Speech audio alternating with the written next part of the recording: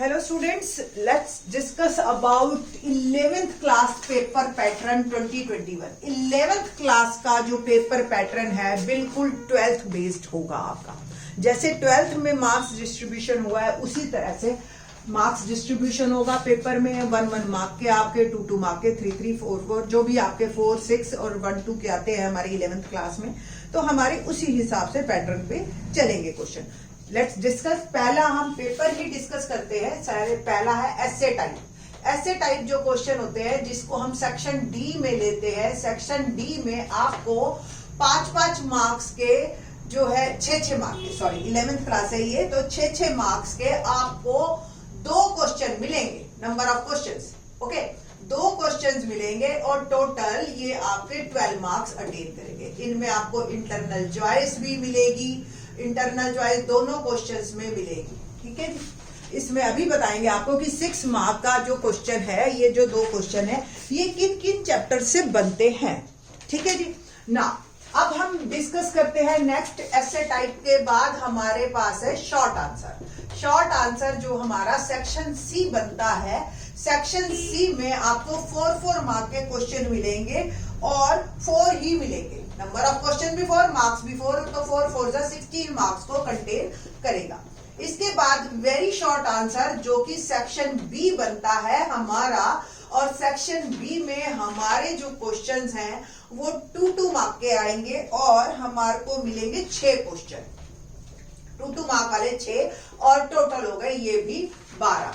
अब जो सबसे इंटरेस्टिंग पोर्शन है वो है ऑब्जेक्टिव टाइप या 1 मार्कर। ठीक है, इसको आप बल्कि ये कहिए ऑब्जेक्टिव टाइप, जो हमने कैटेगरी बनाई हुई है। ठीक है, ऑब्जेक्टिव टाइप। इसमें आपका सेक्शन ए आपको पेपर दिखता है और 1-1 मार्क के आपको 40 क्वेश्चन मिलेंगे, 40, तो कुल मिला के ये आपके पूरे 80 मार्क्स हो जाते हैं। अब ये जो 40 क्वेश्चन है इसके भी आगे 3 डिस्ट्रीब्यूशन है। एमसीक्यूज, एमसीक्यूज में आपको जो क्वेश्चन मिलेंगे multiple choice question. Multiple choice question आपको क्लियर है ना कैसे होते हैं। मल्टीपल चॉइस क्वेश्चन यानी कि जिसमें आपको 4 आंसर्स ऑप्शन में दिए हुए थे, आपने किसी एक पे मार्क करना है। ऐसे आपको 18 क्वेश्चंस मिलेंगे। 12 क्वेश्चन आपको 1 वर्ड के मिलेंगे, जैसे कि आपको उसमें 1 वर्ड में आंसर देना होगा, और 10 क्वेश्चन आपको मिलेंगे फिलअप्स पे बेस्ड, जो आपको फिल अप द ब्लैंक्स हम देते हैं ना।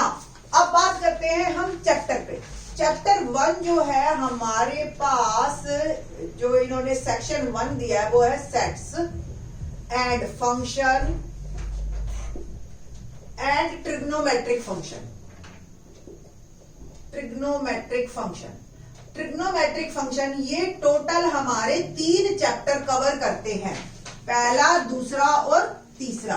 तो फर्स्ट, सेकंड, थर्ड जो चैप्टर ये हमारे कवर हो रहे हैं, और ये जो है आपको जो है मार्क्स इसमें से कितने का आएगा, इन तीनों चैप्टर्स में से मिला के हमारा 20 मार्क का पेपर आएगा, और नंबर ऑफ क्वेश्चंस होंगे हमारे पास 15 क्वेश्चन में 20 नंबर कवर करने हैं। ठीक है जी। अब आप देख लीजिए 15 नंबर में 1-1 मार्कर कितने आएंगे, 2-2 मार्कर कितने आएंगे, और 6-6 मार्कर कितने आएंगे। अभी डिस्कस करते हैं इसको।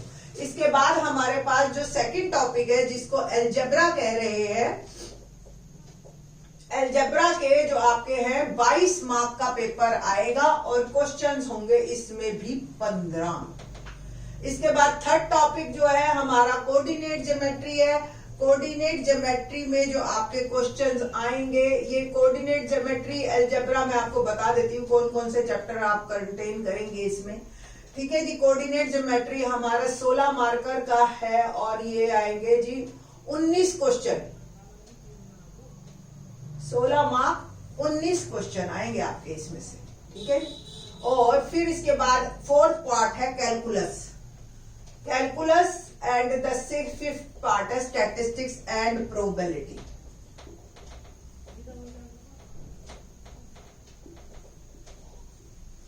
ओके, तो कैलकुलस के आपके 10 मार्क हैं और क्वेश्चन आएंगे 6,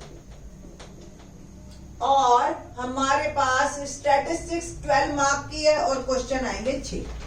ये है आपके जो चैप्टर वाइज डिस्ट्रीब्यूशन। ठीक है जी। अब बात करते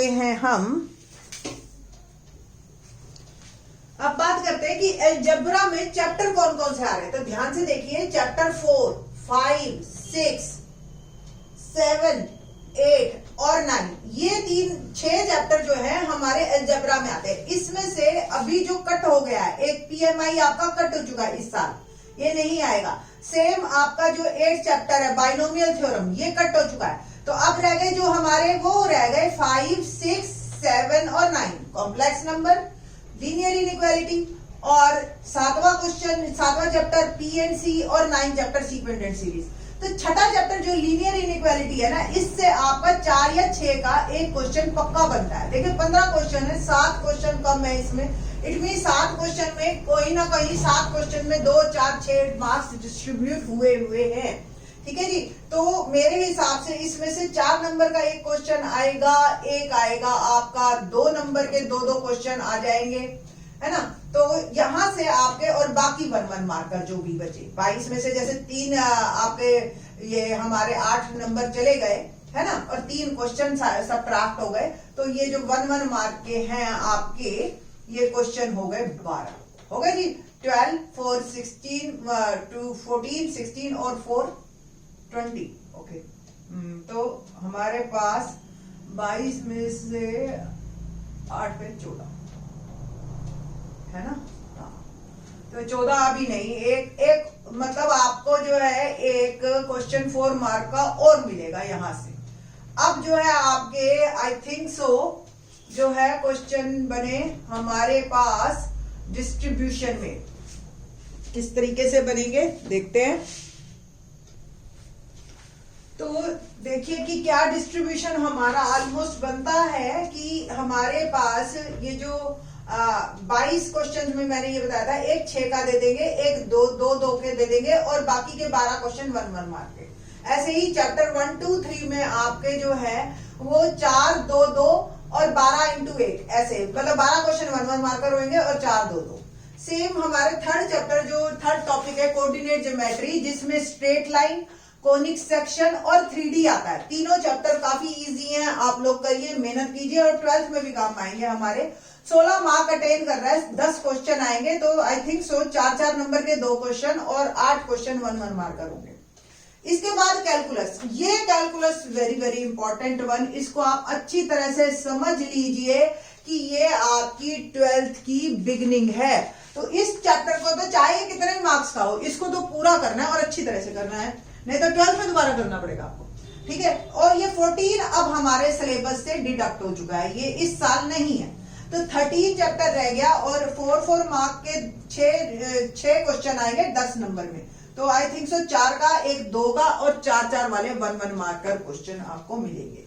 इसके बाद रह गया 15वां और 16वां चैप्टर स्टैटिस्टिक्स एंड प्रोबेबिलिटी, जिस हिसाब से मार्क्स 12 है और 6 क्वेश्चन है, तो आई थिंक सो 6 नंबर का एक क्वेश्चन यहीं से ही बनता है हमारा, और 2 नंबर का क्वेश्चन और 4 वाले एक क्वेश्चन बनेंगे हमारे।